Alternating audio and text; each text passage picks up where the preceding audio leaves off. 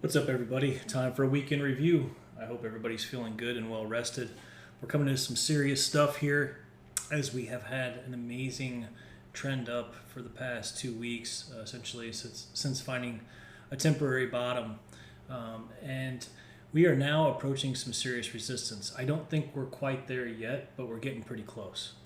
ES is a lot more clear to me than NQ as far as defined structure. It's interesting because NQ looks like we're here already, and ES looks like it has a little bit higher to go. So I wanted to show you what I was looking at for the S&P because, I think this is the best correlation as far as what's happening here. So this is our weekly profile. You guys know I like to start with this. As you can see, we have a huge weekly imbalance. It takes us all the way up to 57.22. Does that mean they'll go up there? Not necessarily. But that is an imbalance that could take us all the way to there. What's interesting is, and I'll show you when we go down to another chart, this is actually a weekly level up in here. And so is this, which is a naked weekly POC, and there's a ton of activity around here. So we do have this upside potential to take us up into this resistance up here. And then once this happens, we actually have a pretty big fat gap in this profile here for the weekly that needs to get cleaned up. So we've got some serious inefficiencies both directions. Right now we're going to ride with trend, but I think we're getting up into this spot where we're going to smack soon. So from a value perspective, I wanted to show you what this looks like. Super important to understand that. And then we will go over to the candlestick charts. So this is the weekly over here, guys, and we are really kind of pushing up. And I have talked about this area a couple of weeks ago, this 56.20 through 57.18 spot. So I know this is a fat range. This is like 90 points, but these legs are huge. So it is what it is. We have an area in here at 56.68 that I also like a lot too. It's kind of like my mid zone here and really my preferred area. It very well could come up to 57.18. It wouldn't surprise me, but I would love to see 56.68 kind of be the breaks for this. As you can see right up by 68, there's a daily around 74. And really, once we got above 56.94, I'd start to get a little concerned. I really wouldn't want to see it go much higher than this. It's just, even though it could come to 18, once we get over this wick, I start to get a little sketched out. So who knows, they could actually push up a little bit higher, maybe even into this area. We'll see what this is. This is 34. Let me look at my 4 hour. It's tested, so yeah, that's why I didn't mark it. So with that being said, I like this area here. We're really, we get to the point now where we actually have about, it looks like about 60, 70 points until we start getting into the big resistance area. So we've got our first layer is 26.50, and then obviously the daily inside that is 35.50. So we're going to get into that here real shortly with the 4 hour time frame. But I like this spot. I've talked about this for some time. This is the move for what we lost here, and then this is the support that was lost somewhere in here. So if we come up here, we should get a healthy pullback at least to 43. Now 43 is our very significant support that took us up. This is going to be a real big above below number, guys, right here. Okay, so if we get back below 43, we got to be careful because we could continue to come down.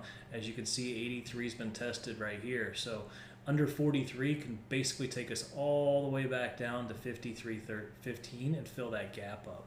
Okay, now there is a spot in between here, which is the weekly right here at 54.15, which is about right here, which it certainly could play.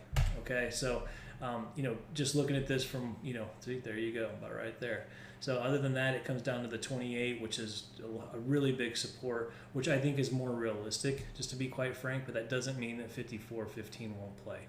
Okay, one of the things we got to keep in mind is we've been pushing up, but we really haven't gained what we lost. So if we hit up here, if we come up here, and we start to hit up here, we could really start to come down, until we get to about right here. And that doesn't mean this has to hold, because again, this has not gained. I mean, this could technically come all the way down. Now, will it? I don't know. There's no way to know, but it's certainly possible. And then we have an untested daily down here at 51.80. But I really think that this area up here is going to give us a pullback. I will more than likely swing short here and see if I can get down into these big major targets. So I'm going to pull up the 4 hour for you real quick. I know it's a little messy, but it is what it is, so that you guys can see what's going on here. Okay, so I'm going to see if I can adjust this a little bit so that it doesn't look so crazy. Here we go. Okay, so this box is our weekly imbalance. As you can see, this is our previous weekly value area high. So we're getting ready to push above this week's value area high and start to clean this up. We have a 4 hour from the left over here at 56.0450. We're going to want to pay attention to that for a reaction. And then we start to get into this real thick of it here at 56.2650. Then there's a daily at 56.3550. There's an ETH weekly at 56.40. This is a big spot. And then the next spot right above that is the 56.6875. Then there's a 4 hour at 56.7175. There's that naked weekly POC up there at 56.7550. And then there's also a daily there right there with it. So to me, that's my favorite spot. If we could get up into 56.75-ish area and then start to come back down and get below 26, I mean, it's in the bag. It would be awesome. And then we could short it back down into 55.4350, and assuming that'll be tested, and then we can try to get lower targets in here. We could get our 54.55. I like this 4 hour here, but directly below that we have this big weekly that I talked about at 54.15. Okay, definitely got to take some money there, and then we have the gap fill, and then we come down into all this heavy thick support. So if we were to short from up here, this would be my real primary target. Honestly, 53.28, taking profits on the way down at 56.43/55.31 and 54.15, and I'd probably tap out somewhere down here around 5300, 53.28, 53.50. There's a 4 hour here at 53.45. This gap fill area is probably where I would just get flat. Can it come lower? Yeah, for sure, absolutely. But how and when, I'm not really sure. But just looking at this area up here, guys, I'm very attracted into this area for a smack. Like I said, I wouldn't be surprised if they wanted to push it to the extreme. They could bring it all the way up here to the top of this bullish imbalance. And you'll see up here, look at this. We've got this weekly at 57.18. There's a 4 hour, an imbalance. There's a naked POC up here. The issue is this leg is huge. I was thinking about starting to short here and adding on the way up. And then I did the math. It's 175 points. And I'm like, okay, that's not going to happen.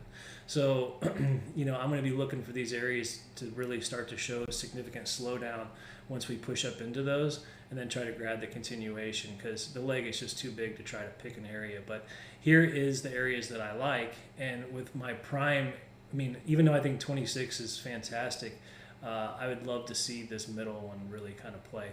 Another reason I like this middle one is, check this out.